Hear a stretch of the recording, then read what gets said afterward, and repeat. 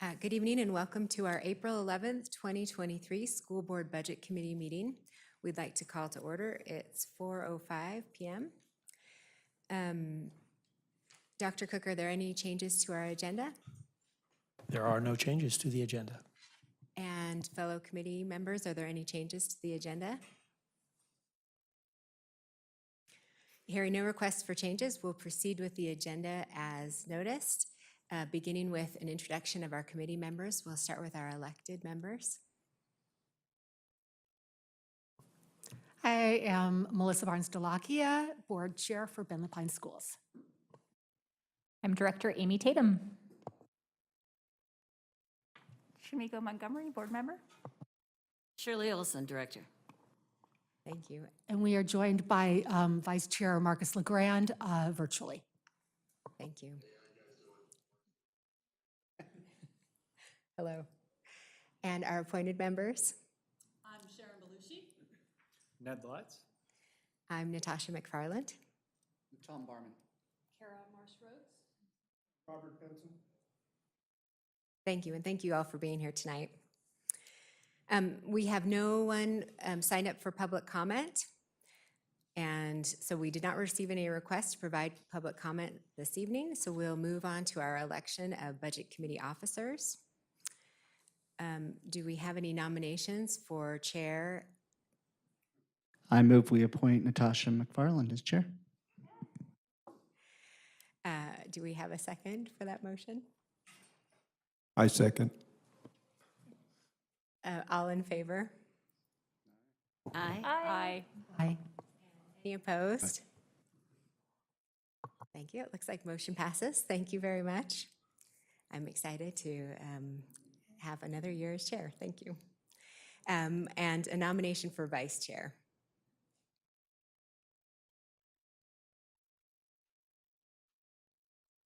I nominate Robert Benson for vice chair.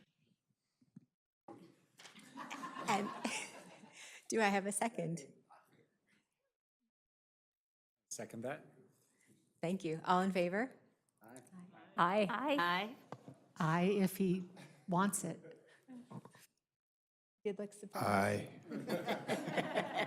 Aye. You should have known because the microphone was placed right there conveniently next to you. Any fire, we gotta get you straight into the thick of it. and any opposed to that nomination? Wonderful. It looks like it passes unanimously. Thank you. Thank you. Let's see. We will now have our budget message from Superintendent Cook. Thank you, Ms. McFarland. I'd like to ask you all to check out one of the three screens. I would tell you, the Budget Committee members, that this is a fairly short presentation. There's about 30 slides. They go very quickly. Would remind our board that this is the same presentation that you saw last month, and I would be glad to answer any questions after this. So I would like to start first off by thanking you all for being here and thanking you for the opportunity to kind of set the stage for the work that's really about to happen, which is going to come from Leah and Brad following this presentation, and Nick, I believe, as well, are going to be doing. No, Nick's not doing anything. Got it. Okay. All right. This is for the 23-24 school year, so thanks for being here. And I'm going to start by talking about, right off the bat, where we've been and what's happened in the past. And this is a slide that's actually I presented last month to the board that we've expanded upon, and to kind of review on a high level how the Oregon State School Fund has been funded since the biennium 2007 through 2009. That was the last biennium. And if you recall, the last biennium that we have data on, or at least the one that we felt like was relative to this conversation, was right before the housing crisis, if you recall that time. So if you look at that total, $5.7 billion to be allocated through the state school fund, which essentially is what funds our general fund. And we're going to talk about general fund a lot, but we're also going to talk about a couple of other funds as well. This is specific to our general fund and general fund alone. So you'll hear me shifting back and forth. But the things I want you to notice, first off, is the first column in the years. The second column tells you that general allocation, that would be for the 2-year period of that biennium. The increase or decrease, however you see fit, is the next column. The fourth column is the typical biennial split, which is to be able to keep service level intact, typically a 49% allocation for the first year of the biennium and a 51% allocation for the second year, so that maintaining current service level doesn't have pain points through that 2-year biennium. Like they can talk about it in much greater detail than I. But you notice here, there are several of those years where that was not the case in the way that the allocation happened. And as you can imagine, you can see how those challenges are met. Right now, as we sit, I just got off a call with district superintendents across the state and our representation, which is COSA. The current budget proposed by the governor's budget is $9.9 billion over a 2-year period, which is approximately a 6.5% increase over the current biennium. And so we are building, or at least taking the stance of building this budget with that in mind as we start to talk about next steps.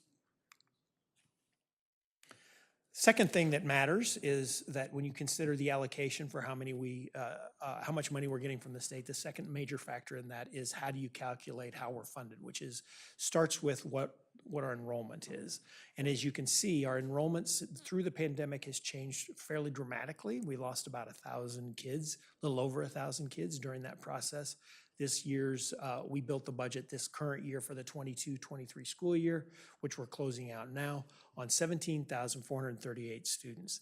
That gets calculated and weighted into ADMW, which is a weighted calculation based upon the number of students in addition to the weights that we get to add to it based upon student needs. They'll talk about that more. So this equates to about a little over $200 million, $211 million for this particular budget year. You're going to see me, like that's, when you talk state school fund, that's to fund general budget. When we talk how we use these dollars to meet the goals of the district, you're also going to hear me talk about a couple of other fund revenue sources. Those two are mentioned right there. Student investment account, you might hear it shortened into an acronym of SIA. That's a relatively new fund source. I think 2019 was the first year it was promised. Last year, I think, was the first year that it was or the last biennium was the first that it was delivered more or less in whole. That is outside of the conversation we're having tonight, but it matters for the deliverables that we talk about when we talk about our expectations. The second one is high school success funding. For our district over the last year, we get about $18.5 million for those two funds. Additionally, we have ESSER dollars, those one-time funds that were used to help kind of work us through the pandemic. The end of the 23-24 school year is the last year to be using those funds. And so you're also, if you ask questions about that, we will have some detail about what does that mean? You know, those $18 million that we have, $19 million, are a one-time funding source, that there is not a continued revenue to replace that. So that's relevant in a very intentional way, mostly for next year's budget process, but because we're choosing to, it has implications for this year as well. So if you don't know our goals, I'm not going to go through these word by word because they're deep and there's lots to them, but essentially I will summarize them as follows.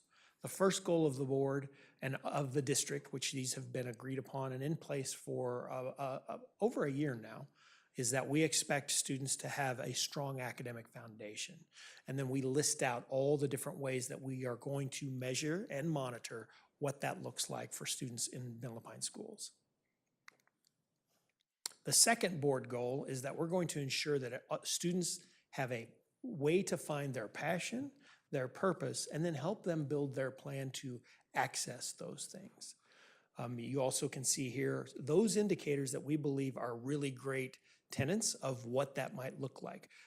We talk often about access to career technical education. We talk often about finding their pathways into college and university programs, perhaps even getting early access and starting to take courses while still in high school that prepare them for that plan. They can get it at a much cheaper rate if they access college courses that are articulated with local colleges and universities at a much reduced rate and can get students started on that path early. The third board goal is one of the ones that we talk about quite a bit because it has implications into everything and might arguably be a foundation of everything we wish to accomplish. And that is that students, families, and staff feel, number one, a sense of safety in our schools. Number two, feel a sense of welcoming in our schools. And number three, feel a sense of belonging in our schools. And I think it's important to note that those things, I'm not sure you can have them in any other order. I'm not sure you can feel a sense of belonging if you don't feel safe. I'm not sure you can feel welcome if you don't feel safe. And there are times, and I think we all know it when we see it. If I were to ask you, do you feel welcomed here? Do you feel safe here? We have done some things already explicitly today to establish at least a safe environment. And hopefully we've done things to establish welcoming environment. And the reason why these things matter so much is because we have 17,450 students, about 2,400 staff, and that means different things for different people. And so that means we have to have an approach that is mindful of what the needs are of our individual students, our staff, and our families. This is the goal I don't get to talk about as much, but is so important. This is the goal that lives that's really behind the curtain, and that is that we have to put in place systems that, when operationalized, support and build the three goals that we just talked about. All three of those goals that we just mentioned before are student outcome goals, and those are things we want our kids and staff and families to experience as it relates to their time in Ben Lapine schools or affiliation with Ben Lapine schools. These are all the things that we have to do, or that we believe we have to do, to make sure that there's the largest amount and easiest access to those outcomes for all. So let's take those goals. Let's talk about how revenue connects with what's our deliverables on those things. The first thing I'll start off with is that if you go back and think about those general budget dollars, the $211 million, and you can even throw in the $18.5 million for SIA and high school success and the ESSER dollars, 85% of all those dollars are spent on people. It's a quite simple algorithm that is really truly, I think, important and in a meaningful statement. For us to say we want something to happen, almost inevitably, that means we're committing dollars to some people to help us deliver those. You can see it's very few places where it's not about people whatsoever. It's about operational costs. It's about paying the gas bills. It's about buying textbooks or computers. Most of what we spend on people. So keep that in mind as we think about all of those dollars we've been talking about so far. What else? What are parameters that matter to us? This is one of the things that is really, really important. We have targeted, we believe that it's a valuable asset to have as small class sizes as we can manage. And we also believe that we've got to maintain a fiscal responsibility. There's a place at which that trade over isn't financially prudent and we can't make it work anymore. And so you have to watch. A commitment to staff size means you also have to pay attention to enrollment. And if those things get out of balance, that's why we have people here that can say we've got budget issues that we've got to address. So just a quick cursory overview. We are limited, those student investment account dollars that we can spend, that $18 million. We have to spend that money according to these allowable uses. And quite frankly, we've attended to working on lowering class size. We've worked on providing educational opportunities. Those are focal points that have been in our district, built into our budget and built into our goals all the way back to 2019. Here's, if you want to look at how those dollars are allocated. I want to take a little bit on this slide because this one's really important. SIA dollars, we got a little over $14 million, I believe, a little under $14 million. And we chose to allocate according, and this all has lots and lots of planning that we have to submit with the state for meeting the needs for those. And so you can see about $6 million of those dollars were focused on strategies and different ways to implement meeting social, emotional, and mental health needs of our students. $3.5 million were expanding access points for our students and reducing class size. We call it HU dollars. You might hear us say those terms. HU dollars stand for historically underserved, which is focusing dollars on students that have typically not had the access or that we believe in schools and in places where we're targeting, impacting those schools at a differential rate. So giving those schools more dollars so that we can perhaps reduce class size or add support staff to help target those schools in those places. And then the last one is just a commitment to, in order to meet goal 3, different ways that we can improve student health and safety in our schools. High school success also has, and High School Measure 98 was in 2017, I believe. Am I right? I think that's right. And that is also additional dollars that the state allocated, but with very targeted use for how those dollars are expected to be spent. So here's some examples of how we've spent those. We have added dollars to support the teaching and learning process. And if there were teachers right now, they in this room, I think they would tell you that we could even spend more here. Having folks like graduate coaches, having more deans to help with just management of student populations. A dean is a secondary position. We have positions in our elementary schools that are similar to deans. We call them student success coordinators, and they act in a support role. May not always be directly in a classroom. As a matter of fact, they're helping manage those student populations to maximize that learning opportunity more effectively. The second allocation there is to increase mental health and social emotional learning support and safety by $1 million. This is another area. This is a whole nother bucket of dollars that we've chosen that we believe safety is a priority, and we're going to provide funding to support that. And then the last one you see down there, $1.5 million to support life and career readiness programs. These are specific strategies to meet that number 2 goal of providing students access to their passion, to help them get their plan established, to find their purpose during their K-12 experience. And so, some of the outcomes we've seen just most recently is that our graduation rate continues to increase. Over the last 10 years, it's had a general trend upward. I can tell you this is one of those conversations that is a challenging conversation to have because graduation rates are calculated to a very specific formula. A student walks in the very first day of their freshman year in high school at any one of our 7 high schools. That number of students goes into a denominator. When graduations happen 4 years later in those 7 high schools, the number of graduates goes into a numerator. And that's the calculation. And it's very, very, the math is unforgiving because if there's ways that a student doesn't fit in that box, we have students that won't graduate because they're not even in graduate programs. You know, we have students in some of our life skills plans that get a certificate of completion. They're excluded. We have students, because we have alternative learning opportunities and different organizations that we support through authorization as Benton Pine Schools, those students are counted against our graduation rate. But I can tell you that we're very proud of those relationships, and we're also very proud of those increases in our graduation rate. Glad to do further into that if you'd like to. And the other part that I think is really crucial is that we've made a really intentional effort, and I would say over about the last 4 years, to ensure that we're getting feedback. Have we set the right goals? Are we meeting the needs of our community? These are not this board's set of 33 schools. These aren't the superintendent schools. These are the community schools, and the community has to have voice in those decisions. And so we go out and we get feedback and we ask, and board members are elected by the representative population that says, we want what you're saying to be how those decisions are being made.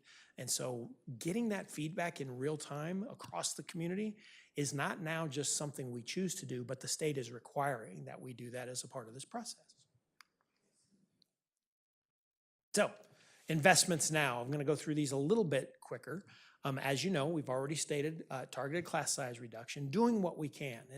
And if we go into detail here, you're going to see this continues to be a challenge because we're flat in enrollment and we've elevated staffing, and we have done a really nice job of doing the best we can to maintain staffing for for an enrollment size that was larger just previous to the pandemic. And that's a question you should ask us is that financially sustainable? If we're staffed for 18,500 and we're now down to 17,500, you do a quick math on that, roughly 1,000 kids. That's, depending on the schools you pick in our district, that could be 3 or 4 schools that we should be asked about. Brad wants me to stop saying things like that, I can assure you. We've also increased our investments in how do we ensure that the health of our students and our staff are improving and are better. We've also added lots of investments in safety, and we continue to have this as a priority.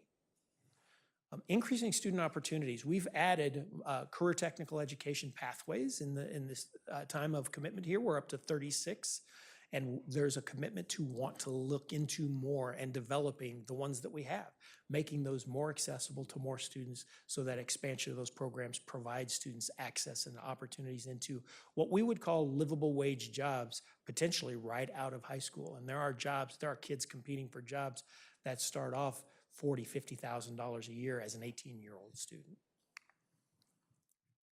So what's next? So you're going to hear from our team. We believe that these goals are the right goals. We believe that they're the ones that we need to have in place. We even believe in the 4th goal that's a little behind the scenes. We believe there's work to be done in that.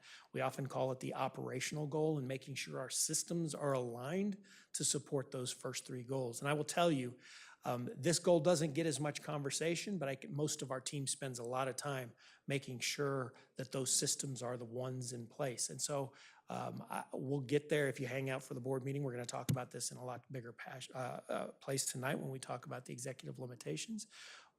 But there's in that 4th goal, there's actually 9 sub-goals, and those 9 sub-goals speak specifically to different aspects of the system that we believe we have to elevate to be more effective as a 21st century deliverer of public education.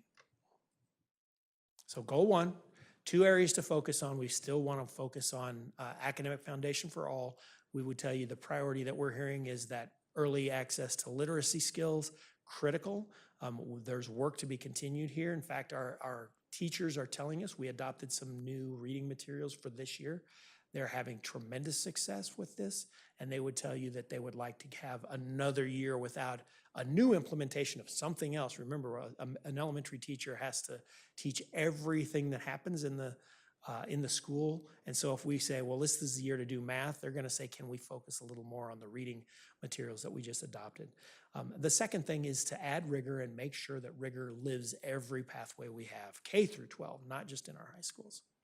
The second goal is continuing to do a better job of aligning both the aspects of what we would call social emotional learning in our systems and what we call kind of this career readiness. Those 2 things are now becoming one pathway for us because we see those as skills that overlap, and employers tell us we want kids that are not just aware of their career pathway, but also demonstrate the life and social skills, if you will, to be able to compete in a job market for today. Adding courses and pathways in our high schools is also becoming much more relevant. We're having conversations right now about changes in the math curricula in the near future as well. Goal 3, continuing to build on school safety, more mental health supports, increasing the work we're doing on bias in intervention, and adding social emotional learning curriculum across our K-12 system. Aligning our systems, we've got to get staff feedback.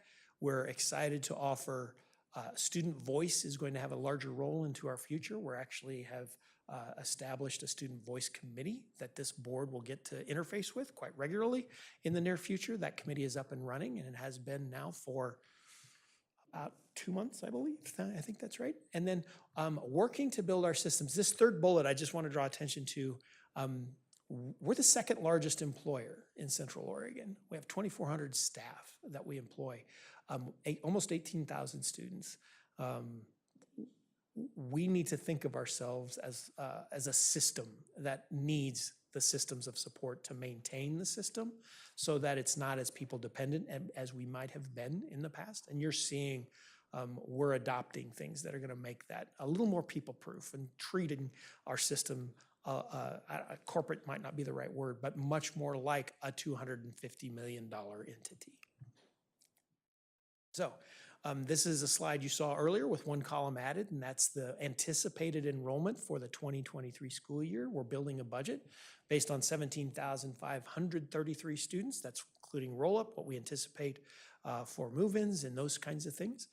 This number, we've gotten, I think, pretty dialed in on this, on figuring this out. We may be off a little bit. We might be off at a school here or there, but it seems to net out in the end, and you can hold Brad and Leah accountable. If it doesn't work, don't tell me, tell them. But this is a great exercise in how we do roll-ups and immigration in and out of the district, and so keep that number in mind. And I think last but not least is the responsibility of this committee, the responsibility of this board, and the responsibility of our team to determine whether or not we are living up to what our commitment is. And our promise that we make is, this is long withstanding. It's before this, I think even this board was elected. I think it's before I know most certainly it's before I got here, but this is a promise that persists in our district because I think it hits the spot, which is that we aspire to know every student by name, by their strength, and what their needs are. And then it's our intention to make sure that they are prepared for the world that they seek beyond our doors. And are we doing everything in our power to do so? And so that circles back to that community engagement piece, and it says, are we doing that? And if we're not, then what must we do? And so you're critical in that process. These are the deadlines and the dates that we have to make sure that those commitments are the right ones, to ensure that that promise doesn't exist for a few kids in our district, but exists for every single student in our district. So keep those dates in mind. We'll have lots more detail for Leah and Brad to share as we go through this process together. Questions?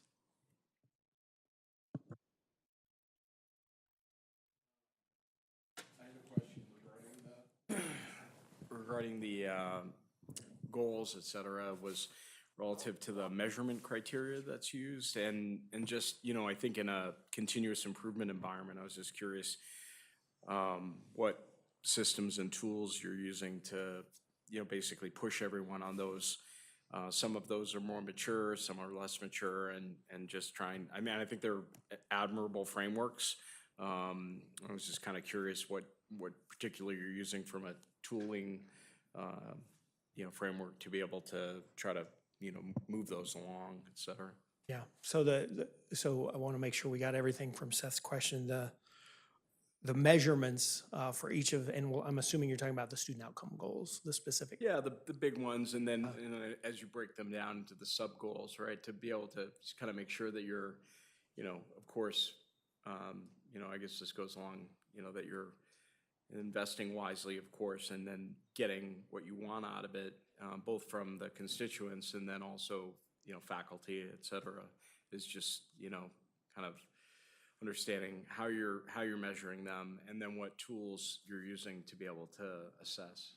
Yeah, so I would say there's three parts to the answer to that question in my mind. The first one is the fact that some of these goals some of these measurements are brand new and are informing whether or not the success of the goal is in place. And so I would tell you the largest tool that we have is when our level leaders sit down with their principals and say, okay, these are the goals, these are what matter. We believe these measurements are things that are good indicators of success in these tools. And so the very first and most important one is the fact that our principals are having those conversations and about those goals, and then take their plans and turn specifically to what is it that we're going to do. The second thing is that we hold some of these systemically. One of the concepts I would say that really exists across all three goals, outcome goals, but most specifically the second goal and the third goal is the use of perception data, because it's going to be hard for us to know better than what kids or staff tell us than them saying, yeah, it's harder than it was, or it's getting better, or I'm feeling less prejudiced against, or those bias incidences are happening at a lower rate.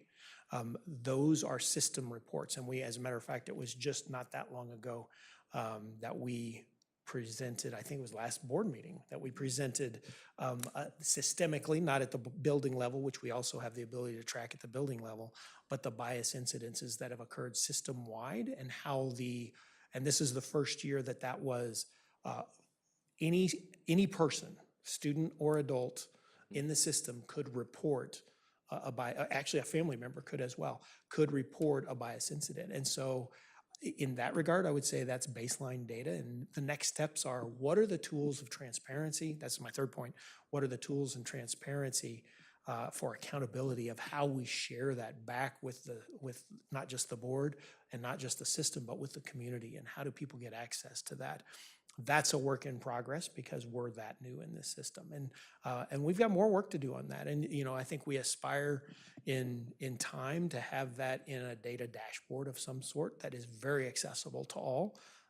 That reflects this commitment that these are the community schools. These are the shared experiences of our students and staff and family members for those kind of data, and how we then use that data to continue with that continuous improvement model. And so I applaud the board for embracing that conversation, realizing we've got work to continue on this, but making sure that the doors are opened up to this data at every given point.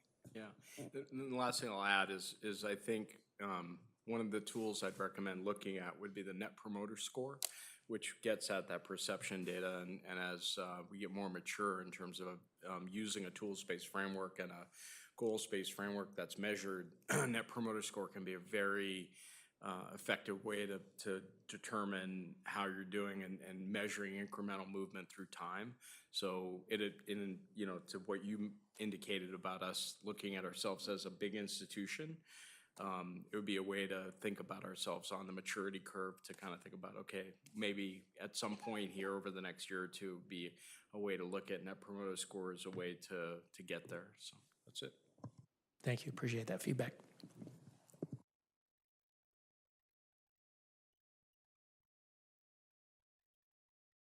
Thank you very much, Superintendent Cook. We're going to have our budget document presented by Brad Henry, who is the Chief Operations and Financial Officer for Bend the Pine Schools. Oh, I'm sorry. Sorry, I had a couple of questions. Sorry. I guess I was curious about the CTE program and our funding on that, and the projections are forecasting. Is it going up or down, or is it done, or that kind of? So I think, Robert, if I could I defer that question to Brad and Leah? I think that's actually out of the document itself. Is that a question that you're pulling from the document? Just in general, I was curious where it was located, and if it was, what was the trend? Okay. Knowing how important it is for kids to have something straight out of high school, is that trend going up? Is our budget allowing for that to go up, or is it stagnant, or is it dropping down to those kids? So we reduce those kids, or maintain them, or increase? So let me do it at the very highest level of all, and then I'll let them go into specifics. I would tell you that that in alignment with the goals that I just described, career technical education is a priority for this district, and it's providing access to quality programming is a part of our goals, and is outside of just line items specific to career technical education, and actually lives in the general budget and in those programs as well, so SIA and high school success. And that's because it's a priority of this community, it's a priority of this board, and it's a priority of our team. And so it's the funding source from all buckets of money. We continue to push in that direction. But it's not just to increase the number of programs. In some regards, it's about increasing access to the programs and increasing the quality or improving the quality of existing programs. The number of programs being high is just one aspect of making sure that it means something to a student. Having it terminate in a completer pathway so that students are bringing out of that pathway industry licensure or some kind of certification or something that provides them an entry point into a career path is also a measure of quality that's really important to us. And I'll let Brad and Leah talk about the dollars that are committed to it. But I would tell you that this continues to be a commitment for all of us. And so those dollars will continue to go up as long as the general funding revenue for state school fund also increases. So I guess another follow-up question would be if at some point the projections were off and they increased the amount, then are we allowed to do they give us the ability to funnel those funds into specific areas, or do they come with earmarks? In most cases, and while there are some career tech eds, often you might hear them called Perkins funds, there are some funds that are limited to how they can be expended. There are many general fund dollars, which we have full discretion over on how they are allocated and how they are earmarked, that we are committing to career and technical education. I have one more question about the initiative, the African American Initiative and the Native American Initiative, and how and where would those be funded? I'm not sure I understand what you mean by initiative. To update the curriculum for the African American Gotcha. curriculum. Now I as well understand as what you the, mean. Thank you, Native Robert. American curriculum and to Those are coming through a couple of places. General funds, first of all, and that's a commitment that we've made as a team. That action is taking place. It's also taking place through some of those high school success dollars, specifically as we add resources to the high schools to broaden the access to those different curricula. And it might be best served to have our team do an update on that. It's been a minute since we've talked about that. It might be time for us to bring that back to the forefront about how those additional dollars have been invested to ensure that we're giving better access to those diversified curricula. Thank you for that question. Yeah. Thank you. Yeah.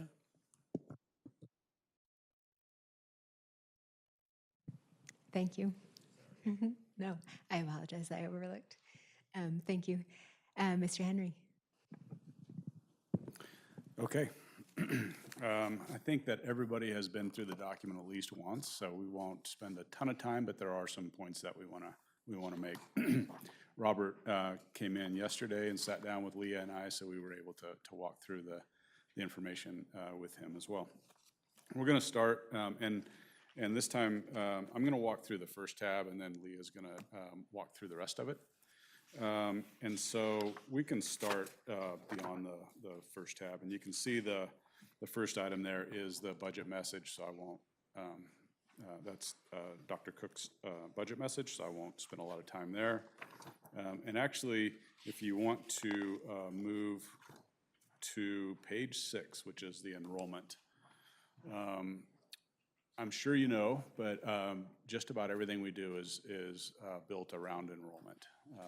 Enrollment leads to average daily membership as well as the average daily membership weighted. That's what generates our funding, our revenue for the district. And so every year we go through the process of trying to project what our enrollment might look like for the following year. And to do that, we use a lot of information. We use birth rates 5 years ago to try to get at what kindergarten might look like next year.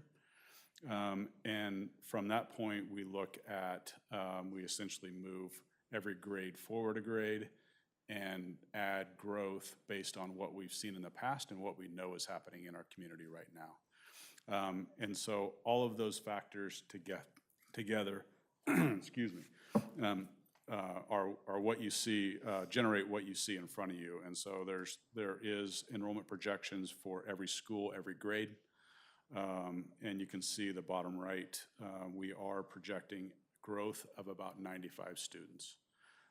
Nowhere near what the decline was during COVID, but and essentially 95, I would call that flat, essentially from the prior year. The last 2 years, we've seen a slight decline. maybe about 100 students. And so I don't expect much different than that at this point.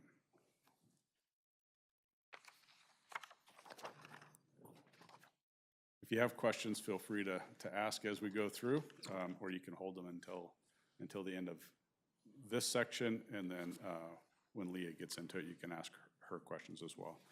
I won't go through the whole narrative, but this, starting on page 8, there is a multi-page kind of a summary of, it goes through how we put the budget together, all of the factors that go into it. I would highly recommend anybody on the budget committee, at the very least, if you don't do anything else with this document, read this part of it, because I think there's a lot of good information that talks about how it all comes together, as well as what this specific budget is based on, a lot of those factors. So there's some good info, and I will hit on a couple of points here before I turn it to Leah. And so the first area that I would talk about is just kind of the structure of our budget. Really quickly, it's on page 9. You can see that the title of it is a chart of accounts, but really what I want to hit on is the funds that we budget. The structure that we use is regulated by statute and by ODE. And so the document that you have in front of you is essentially, we have to put it in this format based on statute and ODE. And so the different funds that we use in this district, and other governments use different funds, but we use a general fund, we use special revenue, which is all of our grants.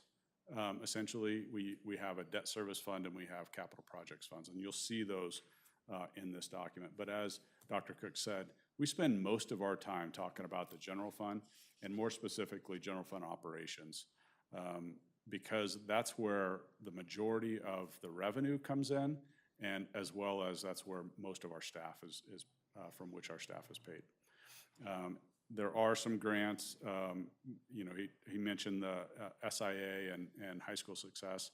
Those are significant investments that have come in recently, and we'll talk a little bit about that as well. So that's the structure. I would jump to page 11 as we talk about the resources that we have available. This section is talking specifically about the general fund operations, and you can see this year, this proposed budget assumes $195 million in formula revenue coming from the state, coming through the state. That formula revenue is made up of that state school fund that Dr. Cook was talking about, $9.9 billion for the biennium, split 49-51, but it also includes property taxes that we collect, that all of us pay and that we collect. That $195 million is about 97% of all revenue that we get into that general fund. So there's not a lot of other revenue. There's a little bit of interest earnings, things like that, but the majority of it comes through that formula and is based on that per student amount that every district in the state is essentially the same. There are some very small differences, but we're all essentially funded the same per student across the state. So it's about 97% of the revenue come through that formula. At the top right of that page 11, you can see the number that Dr. Cook mentioned, that $9.9 billion. That's what we're basing this proposed budget on. That's the best information we have right now. That's what the governor proposed in her budget. That's what the co-chairs came out and reinforced in their framework. I don't anticipate any increase or decrease in that number, but you never know. The session's a long session.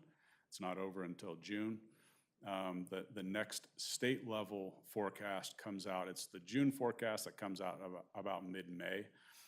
If there are some large fluctuations from what they expect in that quarterly revenue forecast, maybe something changes. I don't anticipate that. So we based it on the best information that we have, which is that $9.9 billion. You can see in that same paragraph what most of the districts in the state said was essentially our current service level. We were saying early on that $10.3 billion would be our current service level, meaning we can continue essentially what we're doing today at 10.3 billion. We're not at that level, at least not yet. We are assuming a 49-51 split, 49% first year, 51% second year of that state school fund. Yep. Can I ask a quick question about the 9.9 and 10.3 Yeah. billion dollar difference? When it comes to district funding, what does that equate to? So and this is these are biennial numbers. So at the state level, they do a 2-year budget. So for our district, we're essentially 2.8% of the state, meaning that we receive 2.8% of the overall funding. So every 100 million is about 2.8 million of funding for us over a 2-year period. So in year 1, you would do 49% of that, and year 2, you'd do 51%. So it's a significant amount of difference. Did you want me to try to do the math in my head quick?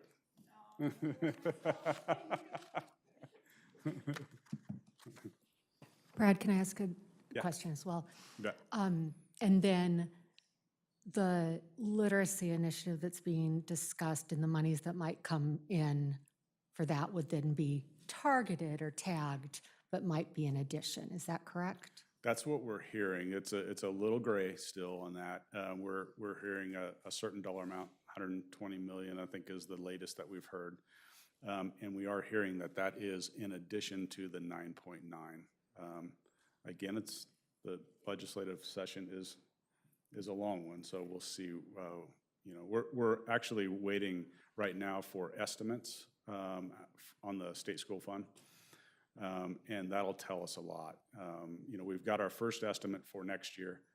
We anticipate at least one more, maybe two more, before we get through the budget process and before the legislature adjourns. That's going to tell us a lot about what's included and what's not. Actually, this is a rabbit hole, but we're actually expecting an estimate for last year still. So we're not done with last year yet. We're still waiting for that true up of last year because the state pays you based on estimate all year long, and then all the districts submit all of the property taxes that they collect, and they have their ADM at the end of the year, and they submit all that to the state, and it takes them about 9 months to kind of figure out that true up. And so we're waiting on that. We'll get another one for this year, and we'll get one or two more for next year. So this is that time of year where we're working in 3 different years, but hopefully that answers your question, Melissa. Okay. Moving forward, I did add a paragraph, page 12 at the bottom right. It again talks about the same thing that we just talked about, but I just want to point out that the way we're balancing this, and you'll see this when we get into the numbers into the general fund that Leah's going to talk about, the way we're balancing this is we are using reserves, and so we have an executive limitation that says we will propose a budget that includes an ending fund balance. So what we're going to end 23-24. That proposal will be at 5% of resources. And so we're ending this year, starting next year with about 5 million more than we're ending next year. So we are using about 5 million in reserves to balance this budget. So when we talk about that difference between what we believe current service level is and what we're being funded at, that 5 million is what's carrying us.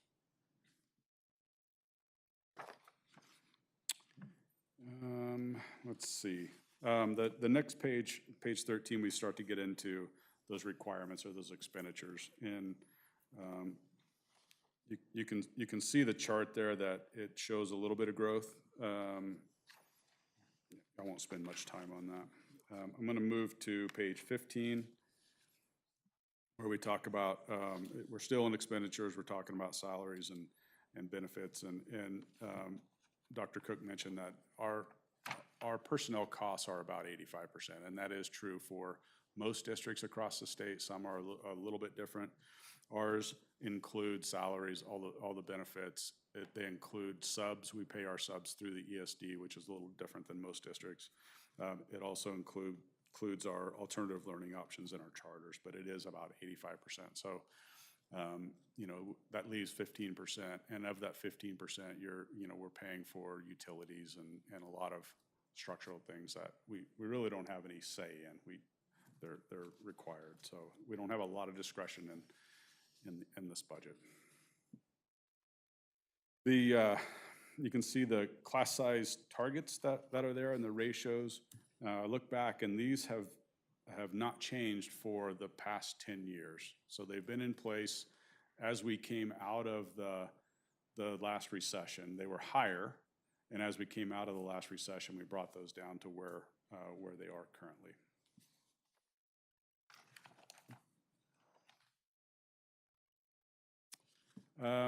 On page 16, we talk a little bit about FTE.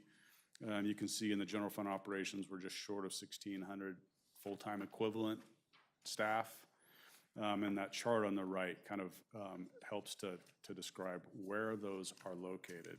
You can see the majority are in schools. They're that first group of schools, which includes teachers, counselors, ed assistants, principals, and support. And then special programs right below it, ESL, alternative education programs. Those are all essentially schools. And so that's the majority of our FTE, but you can see how the rest are broken out across our departments. PERS, the next page, page 17, you can see a chart that has 3 biennia included there. We are currently in the 21-23 biennium, and you can see for 23-25, next biennium, that the PERS rates for employers do increase.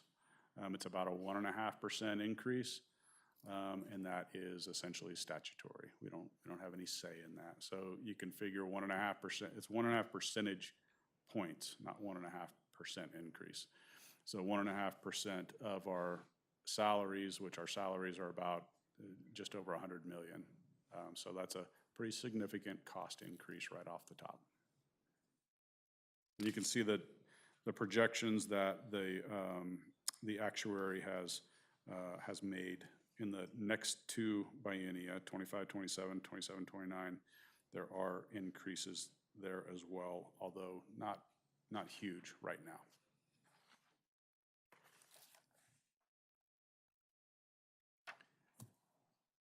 Page 18. Is that my cue? Are we done? Keep going, you got 3 more minutes. And you're gonna skip. Okay. Assumptions for the non-personnel, you can see on the right-hand side of page 18. I won't talk through them all. There's only one that I really kind of wanted to point out because it's a significant increase. Not a significant dollar, but it's a significant percent. On the bottom left of page 19, our liability and property insurance. I'm sure others are seeing this across most industries, but we're looking at a 25% increase in our liability and property. It's we pay probably about 1.1 million, and that's what our premium is. So that's a fairly significant increase, but that's mostly driven by industry, not us specifically. There is some us, of course, but it's mostly across industry, as well as appraisals on property is driving some of that. And then I'm going to quit after this next one, page 20. You can see Student Success Act, and this is what Dr. Cook was talking about. Spent a lot of time on the SIA and the HSS, so Student Investment Account and High School Success. He mentioned that those are fairly new. That is where we've invested funds most recently. So High School Success in 2017 and 18. And a lot of that, Robert, goes towards CTE. And so those were huge investments into CTE that are continuing. These are funds that are, High School Success is both general fund and through the new corporate activity tax that passed when Student Success Act came about. So those are ongoing funds. I can't say that they're increasing or decreasing significantly because we don't have those numbers yet. There's a little question on kind of what it is, but we believe it's not, statewide it's not decreasing. And so we're not sure what the increase will be. So I think those are solid for at least another biennium.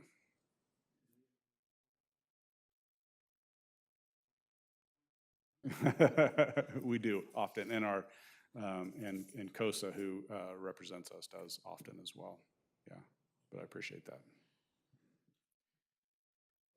And then Dr. Cook mentioned the federal funds that we received through COVID.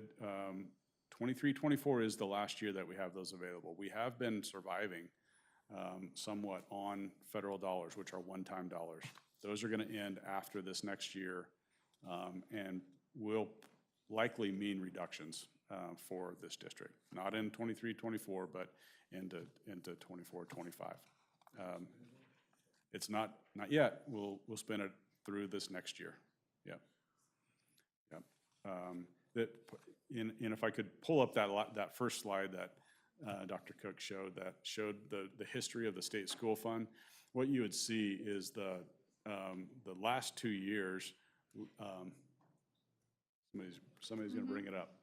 You can see that the biennium before the one we're going into, so at 9.296, that increase was 3.3%. That's over a biennium, and so, and actually clear to the right, you can see it was actually a decrease year over year. I think a lot of folks believe that the reason that we were not funded more, you can see what the typical funding was for a biennium. The reason that we weren't funded more was because everybody knew we had the federal dollars. And so we were essentially, in my opinion, forced to use those federal dollars to live. And so the expectation was that in the 23-25 biennium, that increase would be significant enough to make up for it, because, you know, if you're living on one-time dollars, at some point you're going to have more funds, or you're going to have to make reductions. And so that's kind of that world we're living in right now. So I think it's a two biennia issue that we're working through right now. We're living a little bit with those one-time funds, and we're going to have to make adjustments. Brad, do you have a sense of, are other school districts also similarly finding themselves in a place where these one-time dollars are going to dry up, and we're going to try to figure out what to do? Do you have a sense that that's a common shared issue and how they're addressing I believe it is a common. Those that I've talked to are in the same boat. They've been using those one-time resources essentially to get by. Have they identified a path forward, and do we also have one, or is that in the works? I'm sorry. Do they have a path forward in terms of those dollars drying out, in terms of strategies to, you know, mitigate reductions and that kind of a thing? We do have some strategies. We don't have an exact path yet, but we're certainly, you know, we're looking at what the best path forward is right now. So I don't have one that I can lay out in front of you right now. We've been aware of it for a few years now. We knew it was coming. We kind of expected that there was no real way the state could step in and fund us at a higher level to make up for it. And so we've been talking through a number of scenarios. But again, it'll hit in the 24-25 school year, unless something else comes our way. Brad, using that $5 million number that we're using from the reserves to balance this year's, is that about the difference that we should expect for the 24-25 that we're going to be needing to make up? I would probably say it. So there's a lot of factors that we're talking about here, you know, and so yeah, I would say that for ESSER, we're probably in that range. So there's a lot of things compounding here. You know, one thing that we haven't talked about is we don't have one of our largest expenditures, as you heard, is our personnel costs, and so our contracts are up at the end of this year, and so our negotiations don't start until later this month, and so that's an unknown that we have right now, and so you know, we're working with a lot of assumptions. And so you know, to say we're going to be, you know, 5 million or 10 million or whatever that number is a year out is really hard for me to do. But I would say for ESSER alone, you're probably in that range, 5 to 6, you know, maybe 7 million. Yeah. Okay. Any other questions on any of that? Okay, that's all I'm talking about. It's up to Leah now. All righty. Well, since we're already at about 5 minutes after 5, please raise your hands if you want me to slow down or focus on anything in particular. But what I'd like to do is just do a brief run through on the rest of the document and how it's laid out, so you can find information that you're interested in as we move forward. If you start off on the next tab called General Fund, which is page 23, Brad and Dr. Cook talked about how we live in general fund land. This is a combination of our general fund operations as well as some sub-funds that we set aside to manage things like athletics and instructional materials. So this is the consolidated view of the general fund. You can see that we lay this out in 2 years ago actual, 1 year ago actual. Next comes our current year we're operating in, the adopted budget that was approved last year for this current year, and then the fiscal year 23-24 proposed that is this document is built on. So you'll see that trend through the entire document, so you can have some comparisons year over year. I want to roll forward to page 26, which is our general fund operations. This is the revenue section of it. It projects out our state school fund, our property taxes, again, based on how ODE requires us to report this. We have our local sources at the top, some intermediate sources like our county school fund, followed by the state school fund. The formula revenue that Brad referred to is a combination of our local revenues, property taxes, and this state school fund area on here, and that comprises our general fund operations, the majority of our general fund operations money. You'll see at the very bottom of page 27 is the beginning fund balance for next year. That is based off what we're targeting our ending fund balance for this year, which you'll, if you stay for the board meeting later this evening, you'll see my financial estimates for the remainder of this current school year. So that's the amount of funds we're planning to carry forward from this year into next to help fund next year's operations. Rolling forward into page 31 through about 65. This is the big document. This is an extremely detailed version of our general fund operation expenses. We break it out by the functions. So you have at the top of the page, you start off with like our K through 5, which is our elementary school, and then by what we spend it on, our salaries, our benefits, and our various miscellaneous costs. It then rotates into the next function, which is in the middle of page 31, which is our middle school programs. This is repeated through this 30 pages of documents for all of our departments and our functional areas of spending. So if there's anything in particular that you're looking for, you can spin through this document, including the departments, and find all of our expenses by category. Lots of information. We also add in this one too, you'll find 2 additional columns, which includes our current FTE that was in our current adopted budget, as well as our proposed FTE for general fund operations for the upcoming year. If you rotate into the very last page of this section, it's page 68 and 69, you'll see the targeted ending fund balance. It's a combination of our contingency reserve, and our reserve for next year is pushing at about 10.9 million. So that is that $5 million consumption of our resources, our fund balance, that is going to help keep this budget balanced for the upcoming year in general fund operations. The next section, which is general fund other, this is where we have our general sub-funds. Items that we either want to track independently, like our athletics, which starts on page 73 in summary, and 74, you have some details by school. You can see what we're spending on our athletics. including our athletic directors and various expenses by school. Page 77 moves on into our instructional materials. We talked about our adoptions. Every couple of years, we roll through and adopt, whether it's our English or our math and so on and so forth. Some of these adoptions are very, very large, some of them not as large. So in order to smooth out that impact rather than having significant swings, we do try to set aside a fairly standard amount into this fund so that as those adoptions come up, we can pay for them and move on without significant swings. 79 is transportation reserve. This is where we spend our buses out. We try to keep our buses on about 10 buses a year rotation to keep them fairly current and ahead of requirements. Averages our bus life cycle at about 12 to 15 years of age. We have finally finished this year eliminating our oldest diesel buses, which we were mandated to get rid of, and we are now on trend to having all of the current diesel buses and our new electric bus going forward to transport our kids.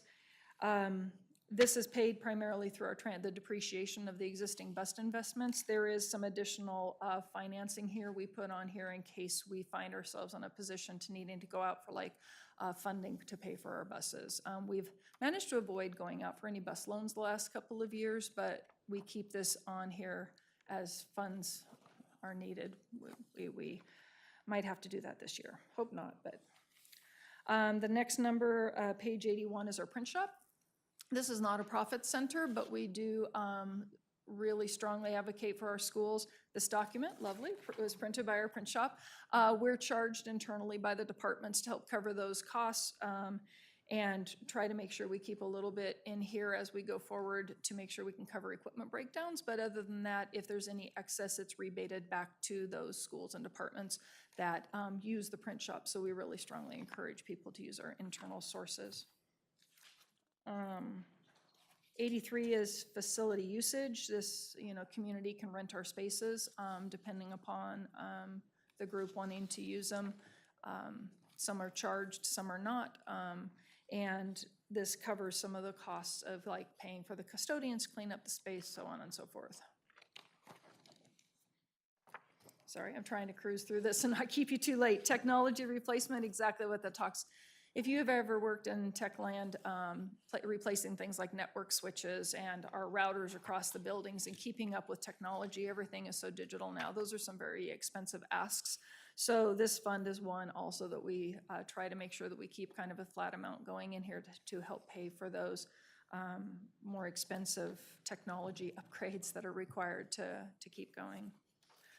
Maintenance replacement, again, we've had some boilers go out. They were all the same life and they got to a certain age and boom, you get a couple boilers going out. So we try to make sure that we can maintain some funds in here to help cover those unexpected more maintenance activities that are not like I'm building a whole school, but this is just the more expensive maintenance costs that this school incurs. Insurance reserve, another place, our insurance policy, liability policy, even with the increase in premiums, we have a $50,000 per incident deductible, and there are certain things that are not covered. So part of the purpose of this fund is to maintain an insurance reserve for those incidents and be able to pay for those types of things. Another is our iPad program. So a lot of parents will pay for iPad insurance to help cover the cost of repairs, kids drop them down stairwells and so on and so forth. So the revenues from that are in here and it helps to cover the cases that we spend to try to protect them and to get some of those items repaired as well. Alrighty, other funds. Other funds covers a couple of different areas. That was our general fund operations, the biggest chunk of our regular recurring expenses. Our other funds get into those special revenue areas. So page 93 is the consolidation of all of our special revenue funds. That includes grants, SIA, HSS, nutrition. These are dedicated program dollars that always have a dedicated purpose around them, and we are required to track them separately, but this is the consolidated one. You can see over the years, We had a significant growth. Thank you, SIA, HSS, and ESSER. As we spend off some of those one-time funds, this will obviously come down to the more recurring grants. Page 95 hits some of those specific grants. Our title programs, our IDEA, Youth Transition Facilities Grant, so on and so forth, monies that are coming in to those grant programs. We did call out some of the ones that do have some focus as you go forward. Page 97 and 99 is SIA and our high school success programs. As those are going to be ongoing, we wanted to show those investments in those funds. As Dr. Cook mentioned, some of these didn't get funded as expected in the early years, but you can also see that upswing on page 97 where we started out at 4 million and now we're up into the 13 area, at least for that, and so on. So it's kind of nice to see those programs growing. Nutrition services, student body funds, these are ones where the schools are out fundraising to support all of our student body organizations across all of our schools. So this is kind of self-funding for them, and what they raise they can spend on their own programs. Okay, 105, well, actually going into 106 and 107, debt service. Yay, we refunded 2 years ago, so the approximate savings over the life of that refunded debt was about $7.5 million. That's built into these numbers. We also, with the passage of the latest bond, we went out for the first issuance against that bond of $100 million this year, so those numbers are reflected in here. This is what we're obligated to pay.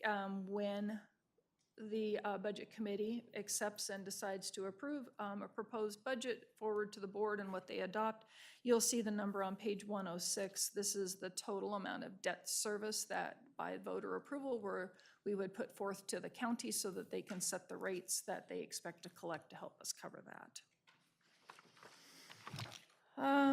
The next couple pages are our PERS debt. We went out and tried to buy down our PERS rates by going out for some bonds on that. That has helped.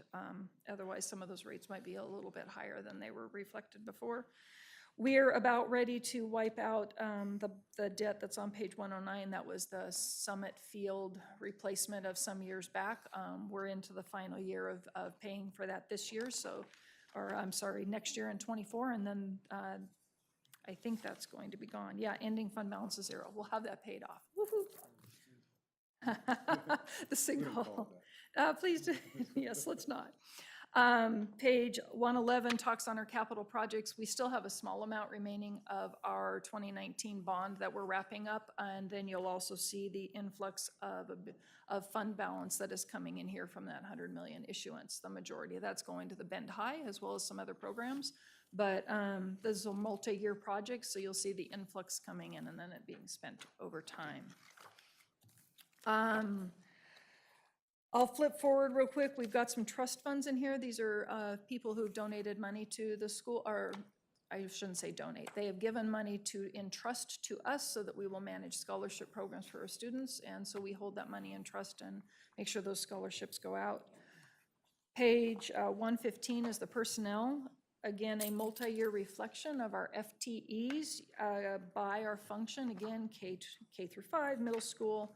The total for the general fund operations, which is again our major area, you're going to find on page, I had it written down, but I don't want to look at my notes.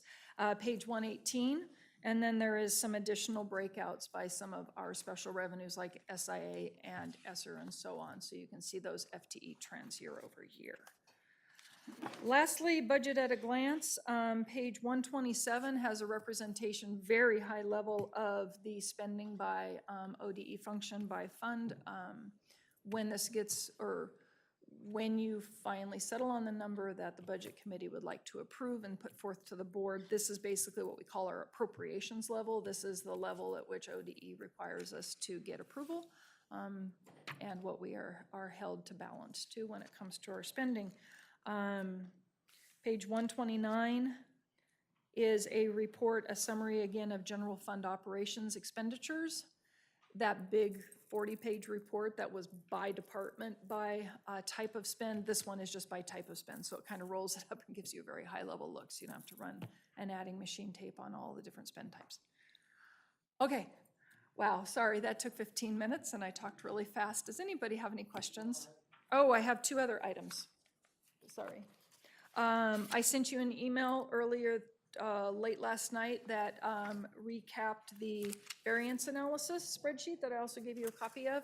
This gives you some very high-level comparisons, and we tried to pre-anticipate what some of your questions might be and comment on what some of those variances are.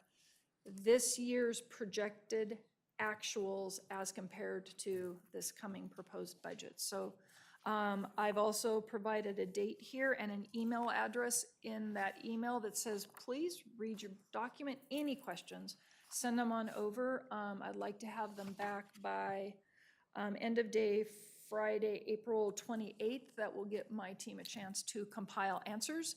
We'll consolidate them all, email them back, so you have a couple of days to be able to read through all those questions and answers before our next budget committee meeting.